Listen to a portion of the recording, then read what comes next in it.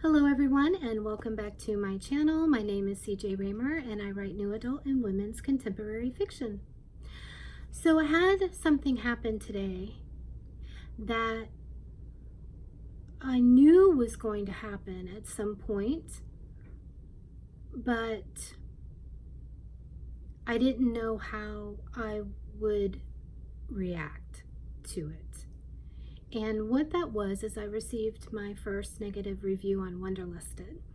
And it was by somebody that I really respect their opinions. And I died a little inside, I have to say.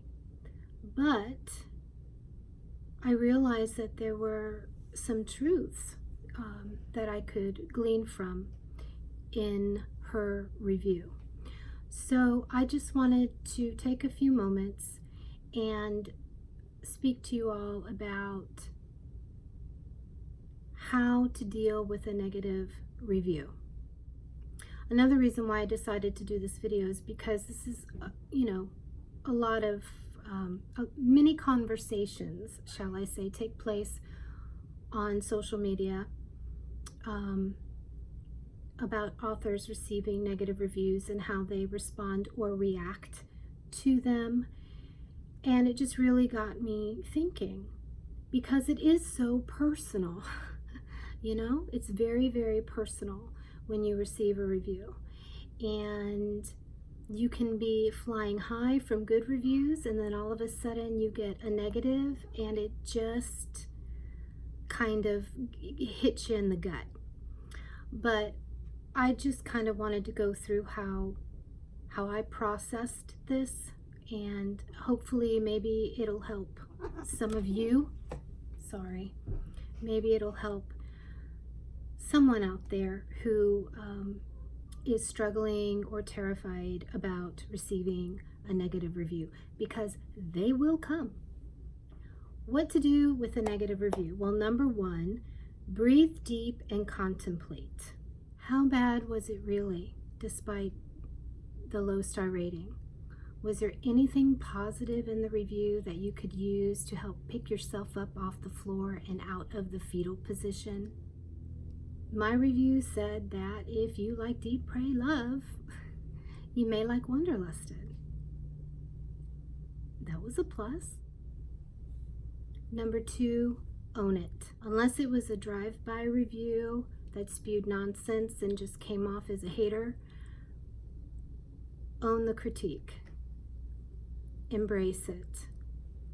Take the reviewer's points one by one and see what resonates as truth with you. Or you can leave it as just their opinion. She made some really good points that I had been contemplating myself while I've been writing the second book in the series.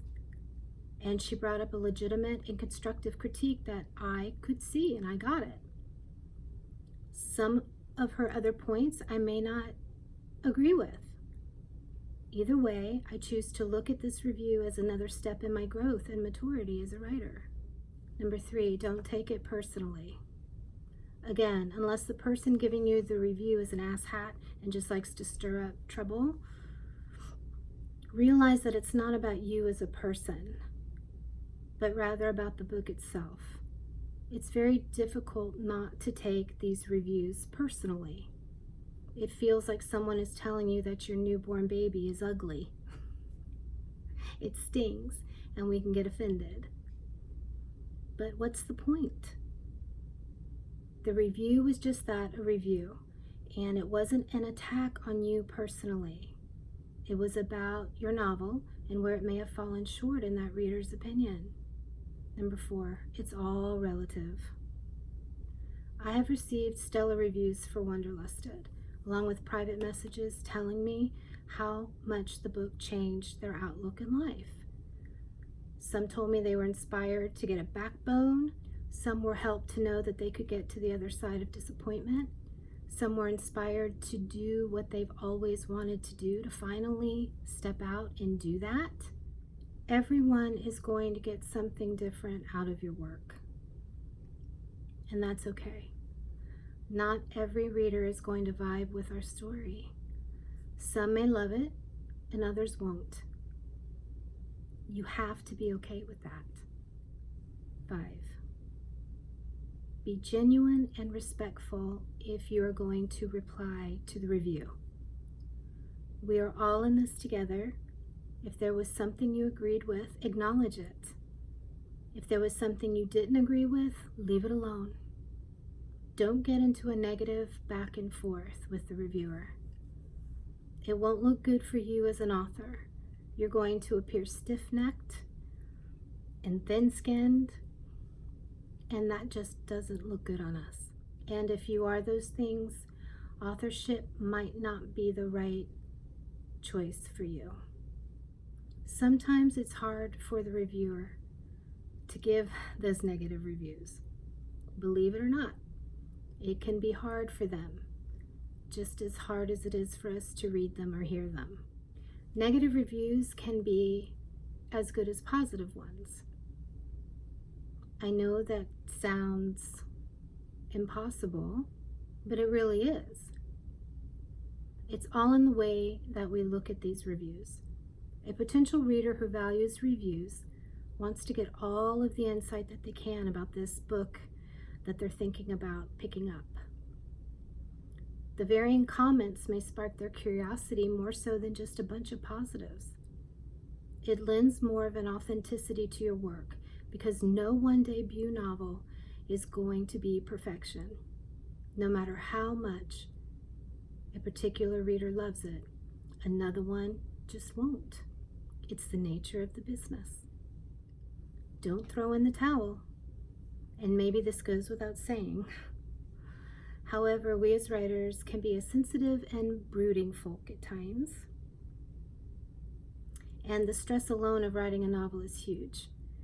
And we are constantly doubting ourselves and our ability. So don't fall into the trap of giving up because you received a bad review or several bad reviews. Limit the voices that are yelling in your head after you read or hear that review. The kind, corrective, constructive voices that you hear are to encourage you and to help you in your writing.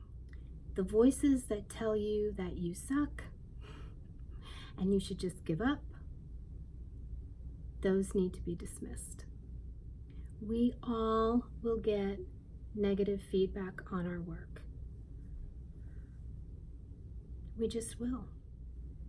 It's our job to keep going and growing in the midst of it. Process the information. If there's something you agree on that needs to be worked on or better developed, possess that knowledge and hone in on it like a laser. Maybe it's character development, maybe it's pacing, maybe it's descriptiveness. Whatever it is, be a student and soak up all the knowledge you can on that particular subject so that you will become stronger in that particular area. All in all, reviews, good or bad, help us to develop in our writing endeavors. They'll tell us where we've nailed it or where we need to pay more attention. Look at it as advice, freely given. You can choose to take it or ignore it. But remember this, reviews don't define you. They're simply feedback. Where you are in your writing today, where I am in my writing today, is not where we're going to be. It's going to change, whether you're a newbie or you're a seasoned author. Now, you may be wondering now how I feel about Wanderlusted after receiving a 2-star review. Well, I still love the book. I do. I poured my soul into it and I shared some very personal situations that I myself had to work through. And it makes me smile. At the same time, I know that I'm growing in my craft and that it's not a perfect book. I may never write a perfect book. But if I stay true to myself and write what evokes passion in me,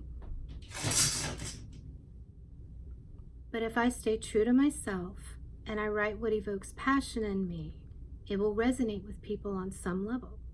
I would like to personally thank AS for taking the time to review Wanderlusted. I heart you, girl, and I appreciate your honesty. I may have died a little on the inside, but it's all good. I hope this helps some of you. If you're an author who has received a negative review, let me know in the comments how you handled it or how you wish that you had handled it. And if you're not published yet, how do you think you might act once you receive a negative review?